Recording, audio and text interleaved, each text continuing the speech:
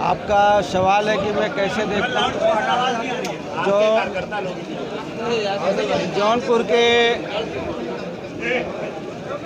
जो मतदाता हैं वो बहुत जागरूक हैं, पढ़े लिखे हैं, बुद्धिजीवी हैं और मैं समझता हूँ कि वो इस बात को अच्छी तरह से जानते हैं कि इस चुनाव में हमको वोट किस आधार पर देना है।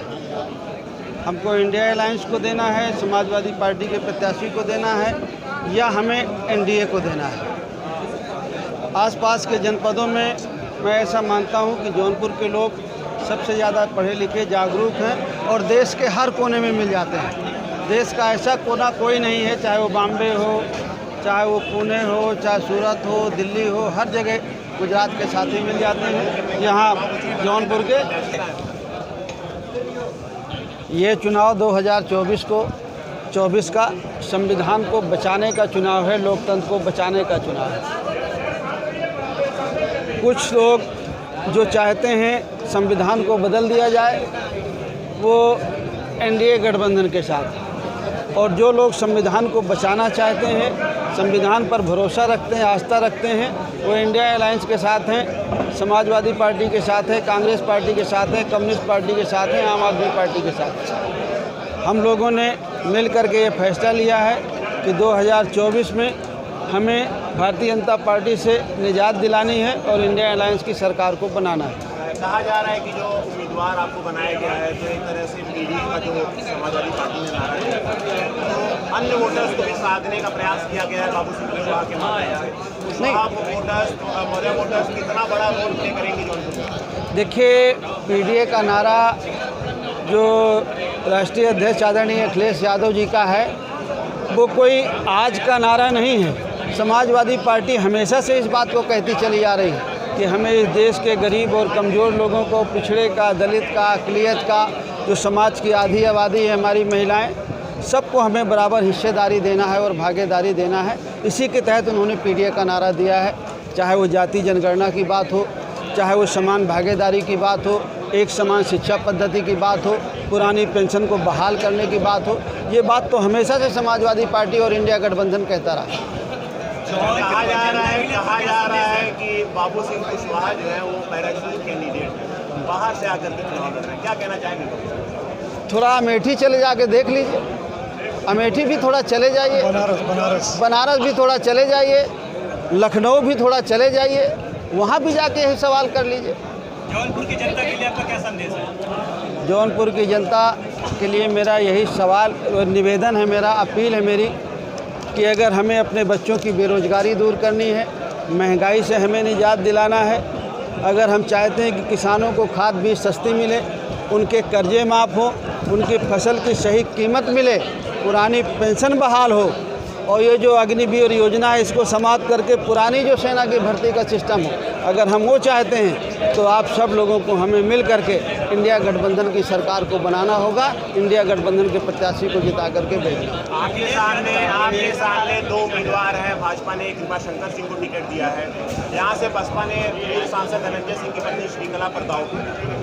कैसे देख रहे हैं अन्य दो कैंडिडेट को बाबू सिंह कुशवाहा? देखिए, कैंडिडेट दो हों या और बहुत हों, कैंडिडेट तो होते हैं, लेकिन हम ये जानते हैं कि जो कैंडिडेट होंगे उनके पार्टियों का रिकॉर्ड भी होगा उनके साथ में। मैं पार्टियों का रिकॉर्ड कहता हूँ, जैसे भारतीय जनता पार्टी का 10 साल का रिकॉर्ड है। उन्होंने कहा था कि महंगाई हम कम करेंगे, किसान की आमदनी 2 गुना करेंगे, किसान की आमदनी तो आधी हो गई। खाद की बोरी जो 50 किलो की थी, यूरिया की 45 की हुई, अब 40 की हो गई, कीमत और बढ़ गई। बेरोजगारी इतना कभी नहीं बढ़ी जितना इन 10 सालों में बढ़ गई। तो जो कैंडिडेट हैं, जिस पार्टी से हैं, उस पार्टी का इतिहास भी तो देखेंगे, सरकार भी तो देखेंगे कि कैसी चलाई है।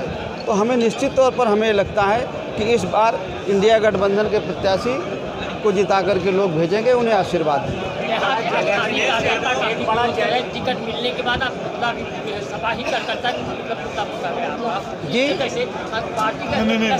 मैं बताऊं, सच्चाई ये है, सच्चाई ये है, भारतीय जनता पार्टी के उम्मीदवार का जितना विरोध है, भारतीय जनता पार्टी अपने उस विरोध को छुपाने के लिए दुष्प्रचार कर रही है। माननीय मंत्री जी ने कहा भारतीय जनता पार्टी के बनारस का उम्मीदवार कहाँ का, अमेठी का उम्मीदवार कहाँ का, आजमगढ़ का उम्मीदवार कहाँ का, लखनऊ का उम्मीदवार कहाँ का। आप अगर इन चीज़ों को देखेंगे तो भारतीय जनता पार्टी के अंदर नैतिकता इतनी नहीं बची 10 सालों में वो जनता के बीच में जाके खड़े होकर बात कर सके। इसलिए वो गुमराह करके समाजवादी पार्टी के किसी भी कार्यकर्ता ने बाबू सिंह कुशवाहा की उम्मीदवारी का विरोध नहीं किया है। कहीं कहीं पर भारतीय जनता पार्टी या दूसरे दल के लोग अपने लोगों से विरोध करवा कर उसे सपा का नाम देकर एक गलत परंपरा काम करने का काम कर रहा है। कार्यकर्ताओं ने पुतला दहन किया। कोई कार्यकर्ता नहीं था, वो सपा का कोई कार्यकर्ता नहीं। ये गलत नहीं, कोई नाराजगी नहीं। अरे भाई मैं ललई यादव हूँ, जानते ही नहीं। मैं कह रहा हूँ कि मुझे कोई नाराजगी नहीं। मैं 20 साल विधायक रहा, 2 बार सुनिए भाई सरकारों में मंत्री रहा। मैं टिकट का प्रबल दावेदार था, मुझे कोई नाराजगी नहीं। लकी यहाँ थे, उन्हें कोई नाराजगी नहीं। राकेश मौर्य को कोई नाराजगी नहीं। राज बहादुर यादव को कोई नाराजगी नहीं। समाजवादी पार्टी के राष्ट्रीय अध्यक्ष माननीय अखिलेश जी का जो निर्णय है वो समाजवादी पार्टी के हर कार्यकर्ता को श्रीधार है। हम लोग दावे के साथ कहते हैं, सभी पिछड़े समाज के लोग, दलित समाज के लोग, माइनॉरिटी के लोग और उच्च वर्ग के भी जो अच्छी सोच के लोग हैं, जो संविधान में भरोसा रखते हैं, जो लोकतंत्र में भरोसा रखते हैं, इंडिया अलायंस के साथ मिलकर बाबू सिंह कुशवाहा को रिकॉर्ड वोटों से जिताने का काम करेंगे।